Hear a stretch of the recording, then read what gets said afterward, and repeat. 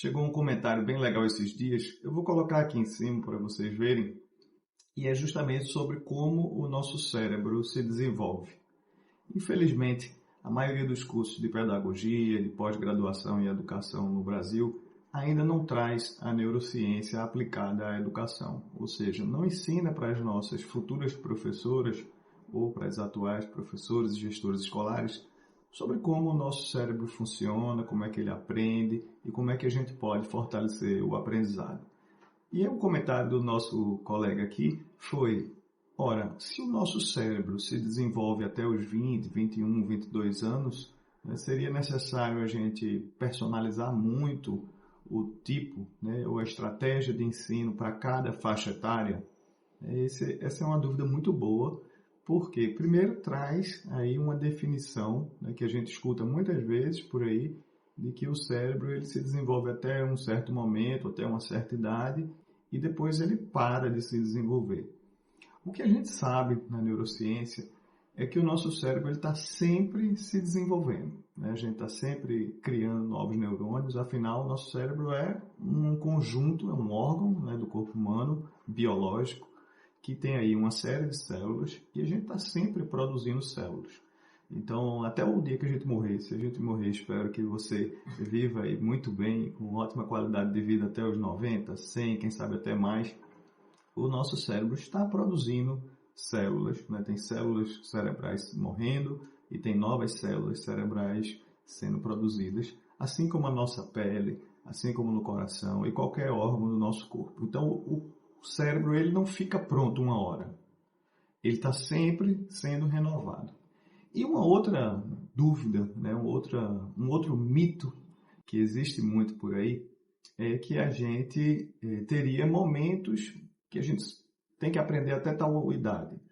E após isso a gente não consegue mais aprender porque a plasticidade, ou seja, a capacidade do nosso cérebro de formar novas conexões cerebrais, celulares entre os nossos neurônios, e essa capacidade plástica diminuiria ao longo do tempo. O que a gente sabe hoje? Que a gente pode aprender a qualquer momento da nossa vida. A não ser que a gente tenha uma patologia cerebral, mas se o nosso cérebro não tem nenhuma, entre aspas, doença, a gente tem condições de aprender em qualquer idade. A gente não para de poder aprender. Então você que já tem 50, 60, 70, 80 anos, você pode aprender desde que você estude e pratique algo que você queira aprender. Mas o que a gente descobriu na neurociência, nas pesquisas da psicologia cognitiva, é que a gente tem certos períodos sensíveis. Então, o que são períodos sensíveis? Períodos sensíveis são momentos no nosso desenvolvimento em que o nosso cérebro tem mais facilidade para aprender algumas coisas.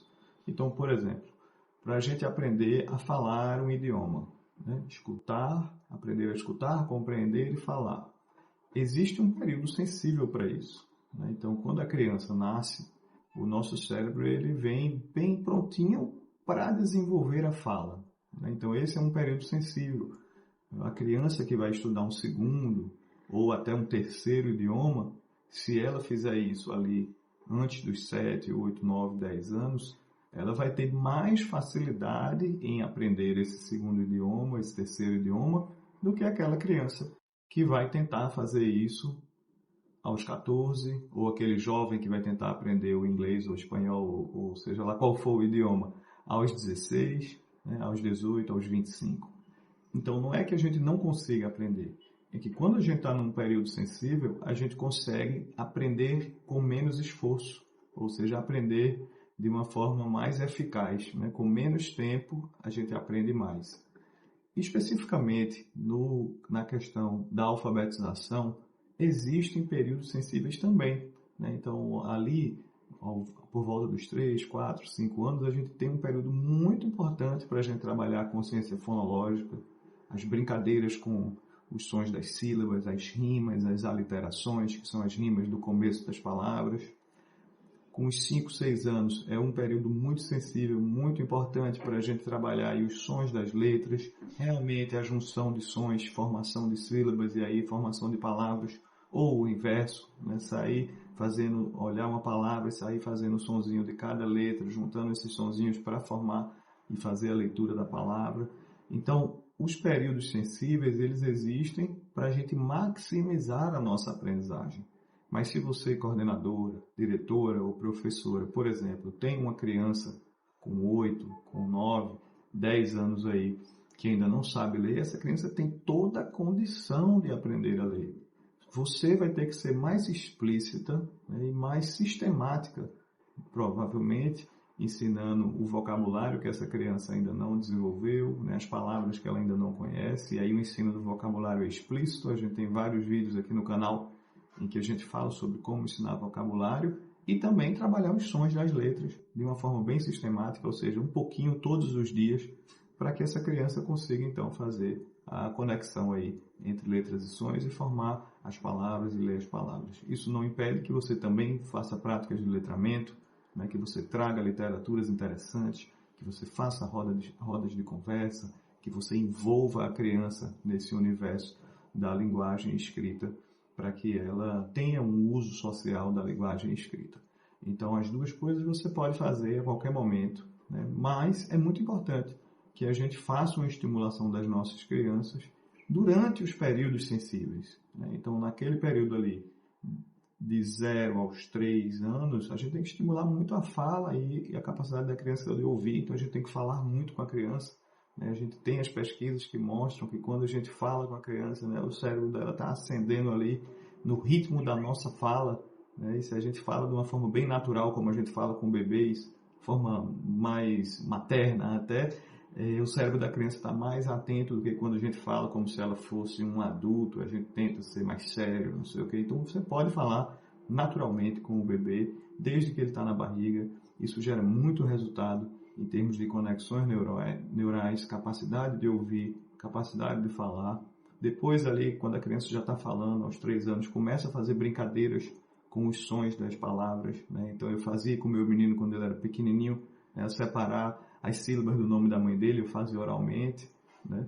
Então depois começa a trabalhar mais sistematicamente, né, as letras e os sons das letras, ali com 4 anos e meio. E aí você vai aproveitar toda essa janela de desenvolvimento da linguagem da criança, enquanto ela ainda é pequena e enquanto o cérebro dela está aprendendo mais rapidamente o que ela pode aprender a qualquer momento da vida. Então é isso, pessoal. O nosso cérebro, ele sempre pode aprender, ele nunca para de se desenvolver.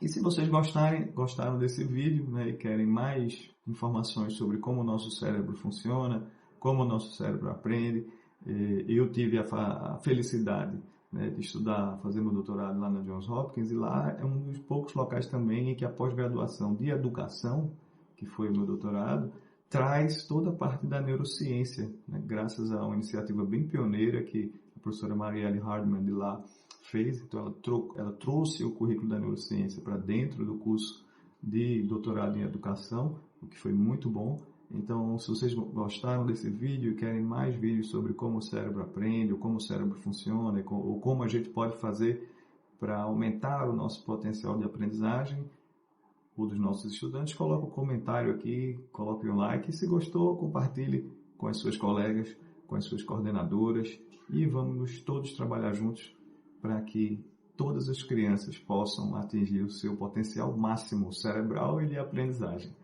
Siga @AméricoEscribo nas redes sociais ou @EscriboPlay, e eu te espero no próximo vídeo.